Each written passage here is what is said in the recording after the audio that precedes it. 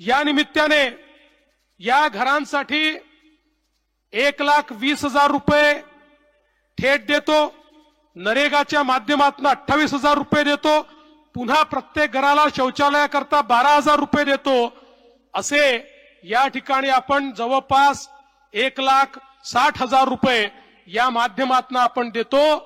पण मध्यंतरीच्या काळामध्ये आमचे उपमुख्यमंत्री एकनाथ शिंदेजी, अजितदादा पवार, मी आणि ग्रामविकास मंत्री आम्ही एकत्रित बसलो होतो आणि आम्हाला असं वाटलं की आता याच्यामध्ये वाढ झाली पाहिजे आणि म्हणून आम्ही 50,000 रुपये अनुदानात वाढवण्याचा निर्णय घेतलेला आहे।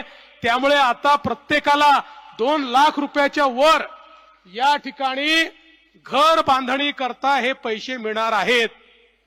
आणि यासोबत एक अजून निर्णय आम्ही केलेला आहे की तुम्हाला जसं मिळालं पाहिजे तसं त्या घरामध्ये मोफत वीज देखील मिळाली पाहिजे।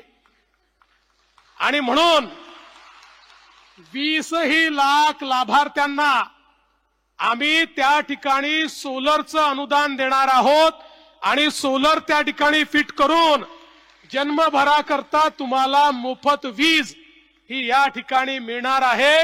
कारण मोदीजींच्या ठाई केवळ समाजातला गरीब शेतकरी, शेतमजूर, 12 बलुतेदार हा त्यांच्या पहिल्या रांगेमध्ये बसतो आणि म्हणून मोदीजींनी सांगितलं हा जो शेवटचा माणूस आहे त्याची पहिले चिंता करा, त्याला घर द्या, त्याला शौचालय द्या, त्याला या ठिकाणी मोफत वीज द्या। आणि म्हणून हा कार्यक्रम या ठिकाणी आम्ही हातामध्ये घेतलेला आहे।